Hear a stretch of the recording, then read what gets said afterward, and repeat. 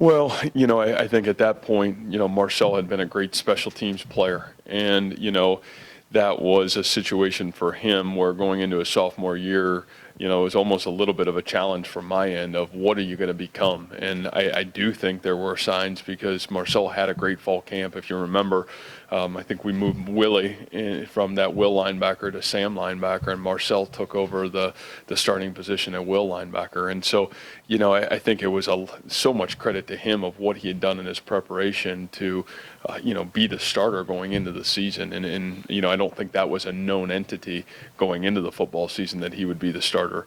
And I think really that this game, like you said 2 years ago, really put a rival stamp on, what Marcel has now become. And I think been a really consistent factor for us ever since, especially at the tight end position is, those guys are multiple in a lot of ways. They're great pass catchers, they're blockers. We've asked them to protect for a long time in our situation. So, I think every game you have to be multiple because, again, no matter who you're playing, especially a team like this that knows their answers, they'll expose you if you're going to do one thing consistently the entire game. So I think they're back to that word multiplicity. You have to be multiple in how you attack things. Matt, you get a totally different quarterback than what you saw week one in Nate Stanley. How do you get to him, and how does the secondary maybe have to step up and give your D-line a little bit more time to get to him? Yeah.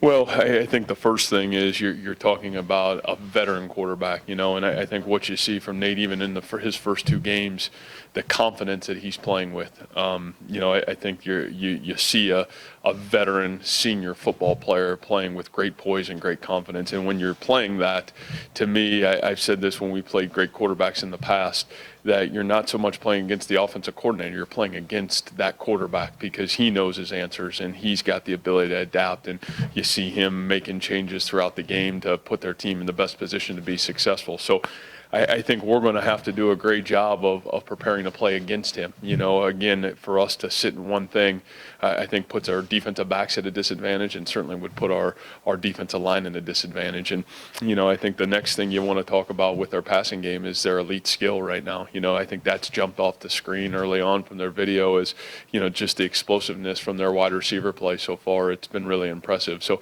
really great challenge for our secondary. Certainly a great challenge for us defensively with a quarterback playing like he is, and then their skill players.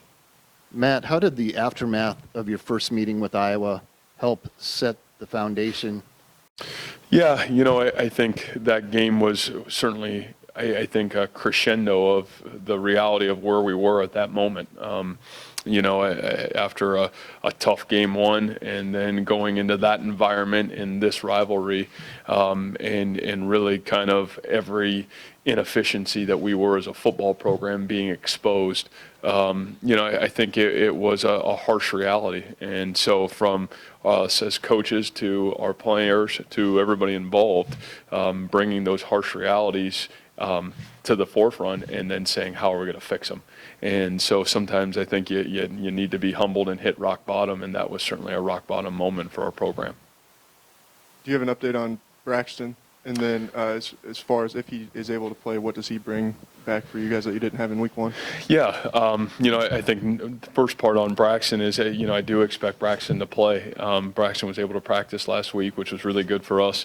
I think the thing that Braxton has always brought to us is certainly a veteran presence and a guy that, certainly has a great understanding. We've asked him to do so many different things in our defense and in play at so many different positions. He just brings a sense of, veteranness to that defensive backfield, which I think is really big for that group.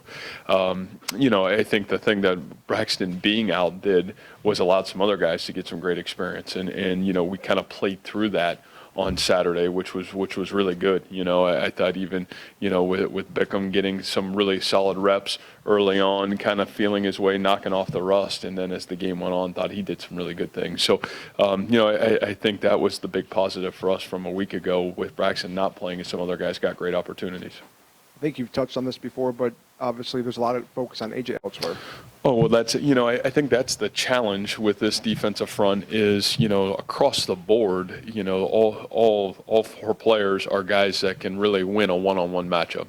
And I think that's where their strength has lied, for so many years on this defensive line. If you're just going to focus on one guy, somebody else is going to expose you. I think when you talk about AJ, you're talking probably a generational talent, in terms of pass rush ability. That's one of the things that's been really fun to watch. And, being a former defensive end and former defensive player, you got a lot of respect for a guy that, has so many tools in his toolbox that he's got the ability to really expose you on every snap. And so, a lot of respect for what he does. We're going to have to, again, find ways to really help ourselves out. But, they're across the board on this defensive line right now. You're talking a lot of guys that are going to continue to play football, and, certainly an advantage for those guys. What does Colin have to do to show to you that he can play? And if he cannot play, what does the offensive line shuffle look like? Yeah, I think from Colin's standpoint is especially with what we asked that center to do, he's got to be able to function from a mobility standpoint. And, I think he's worked really hard to get himself back. It'll be really interesting to see where we're at today. In terms of the O-line shuffle, the neat thing is for us is, there's a lot of guys on our offensive line that have played center and have played center within our offense. So, who or what that would look like, I think is still probably a work in progress as we would go through this week. But I do think the reality, we did that through spring practice.